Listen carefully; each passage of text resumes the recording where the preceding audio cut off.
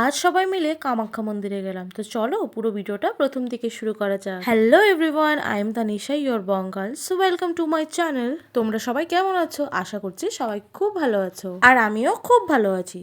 আর তোমরা তো জানো আমি গুয়াহাটিতে দিদির বাড়িতে এসেছি আমার দিদির মেয়ের অন্নপ্রাশন উপলক্ষে। এর আগেও অনেক এসেছি গুয়াহাটিতে, কিন্তু এই সৌভাগ্যটা হয়নি যে কামাখ্যা মন্দিরে গিয়ে দর্শন করব। তো হঠাৎ করে প্ল্যানিং হয় যে আমরা সবাই কামাখ্যাতে যাব। তো সেই জন্য আমি সুন্দর করে স্নান করে সুন্দর চুড়িদার পরে কিন্তু বেরিয়ে পড়লাম।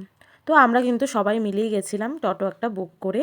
তো সেখানে গিয়ে প্রথমেই কিন্তু আমরা এই পেয়ারা মাখাটা কিন্তু নিয়ে নিয়েছিলাম।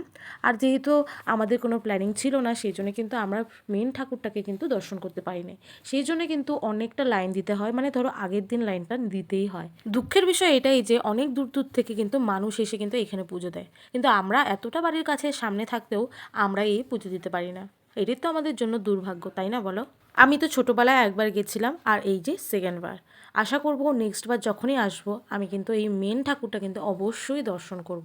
সেখানে তো ক্যামেরা অ্যালাউ নেই। আচ্ছা, তোমরা কারা কারা গুয়াহাটি এসেছো এবং মা কামাখ্যাকে দর্শন করেছো অবশ্যই কিন্তু কমেন্ট করে জানিও। আর আমি কিন্তু কামাখ্যার ভিতরে আশেপাশে যে মন্দিরগুলো ছিল সেগুলোতে কিন্তু অবশ্যই দর্শন করে নিয়েছি, আর কিছু ফটো আর ভিডিও করেছি যাতে তোমাদের সাথে শেয়ার করতে পারি। এইবার তো পুজোটা দেওয়া হলো না, কিন্তু নেক্সট বার আশা করছি পুজোটা দিতে পারবো। আর জানো তো বন্ধুরা, সবচেয়ে বড় কথাটা কি, আসলে মা কামাখ্যা যদি তোমাকে কৃপা না করে তুমি কিন্তু কখনোই এইখানে আসতে পারবে না। তাই মা কামাখ্যাকে ডাকো, অবশ্যই তোমরা আসতে পারবে। আর আমি এটা শুনেছি যে সব জায়গায় তীর্থ করলেও কোনো লাভ হবে না যদি মা কামাখ্যা দর্শন না করো। জানি না কতটা সত্য না মিথ্যা। তাহলে ভিডিওটা এই পর্যন্তই থাকুক। সবাই কমেন্টে লিখে যাও জয় মা কামাখ্যা। বাই।